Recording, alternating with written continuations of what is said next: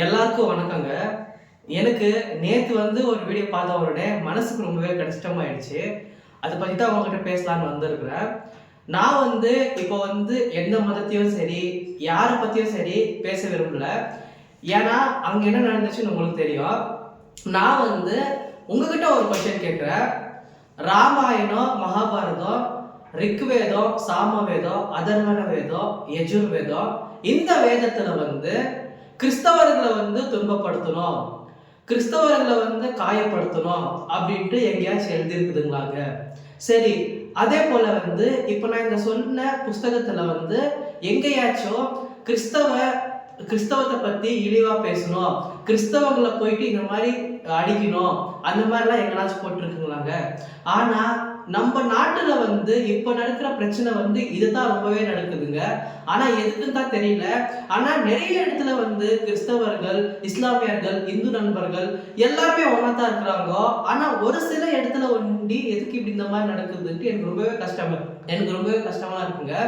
ஆனா எனக்கு ஒரே ஒரு என்ன பிரச்சனைனாக்கா, நம்ம நம்ம நம்ம ஜனங்கள் எதுக்கு இதை பண்றாங்கோ அப்படின்ட்டு தான் எனக்கு ரொம்பவே காயமா இருக்கு.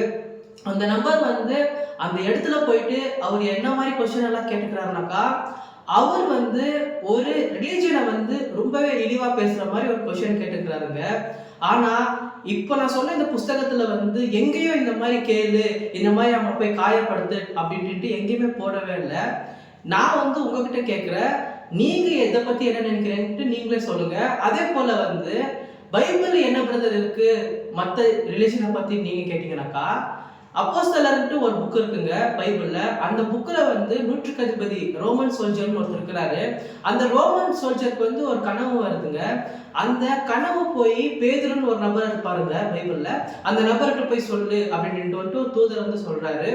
அதே மாதிரி பேதுருக்கும் அந்த சொப்பனம் வருது. அந்த சொப்பனத்துல என்ன வருதுன்னு நீங்க கேட்டீங்கன்னாக்கா, அப்ப உடனே அவர் யோசிச்சுட்டு இருக்கிறாரு. அந்த டைம்ல தான் இந்த நூற்றுக்கு அதிபதினா யாருன்னு நீங்க கேட்டீங்கன்னாக்கா, ரோமன் சோல்ஜருங்க. அவர் யூதர் இல்ல, மற்ற ரிலிஜனை சேர்ந்தவர்ன்ட்டு நீங்க நினைச்சுக்கலாங்க. ஆனா அங்க என்ன சொல்ல வாருன்னு நீங்க கேட்டீங்கன்னாக்கா, அந்த இடத்துல ஒரு பெரிய அற்புதம் நடந்துக்குதுங்க. அங்க ஒரு அற்புதத்தின் மூலியமா அங்க என்ன நடக்குதுன்னு நீங்க கேட்டீங்கன்னாக்கா, எல்லா ஜனத்தாலும் கடவுளுக்கு முக்கியம். யாரா இருந்தாலும் சரி, அந்த அந்த இடத்த அந்த குறிப்பிட்ட இடத்த நீங்க போய் படிச்சீங்கன்னா தெரியும்.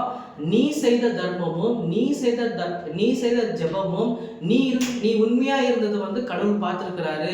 அதனால தான் உங்ககிட்ட நான் பேசிட்டு இருக்கிறேன் அப்படின்ட்டு ஒரு தனிப்பட்ட நபர், அவங்க யாரா இருந்தாலும் சரிங்க. இப்போ இந்த வீடியோ பார்க்க நீங்க யாரா இருந்தாலும் சரி, நீங்க இஸ்லாமியரா இருந்தாலும் சரி, இந்து நண்பரா இருந்தாலும் சரி, நீங்க கிறிஸ்தவரா இருந்தாலும் சரி, புத்திசமா இருந்தாலும் சரி, ஜிவிஷா இருந்தாலும் சரி, யாரா இருந்தாலும் சரி, நீங்க உண்மையா இருந்தா கடவுள் உங்களை பார்க்குவாரு. நீங்க யாரா இருந்தாலும் சரி, நீங்க நன்மையை செஞ்சீங்கன்னாக்கா கடவுள் அவங்க கிட்ட எப்படி பேசினாரோ கண்டிப்பா உங்ககிட்ட அதே மாதிரி பேசுவாருங்க. ஆனா எனக்கு ஒரே ஒரு வேண்டுகோள் தாங்க, கிறிஸ்தவர்களா இருந்தாலும், இந்து நண்பர்களா இருந்தாலும் சரி, இஸ்லாமிய நண்பர்களா இருந்தாலும் சரி, யாரையும் அந்த மாதிரி செய்யாதீங்க. ஏன்னா அது அவங்களுடைய மனசுல ரொம்பவே காயமா ஆயிடும். நான் இந்த மாதிரி செய்ய போனாக்கா, நான் நன்மையை செய்ய போனாக்கா எனக்கு இந்த மாதிரி நடந்திருக்கு அப்படின்ட்டு நீங்களே கொஞ்சம் யோசிங்க.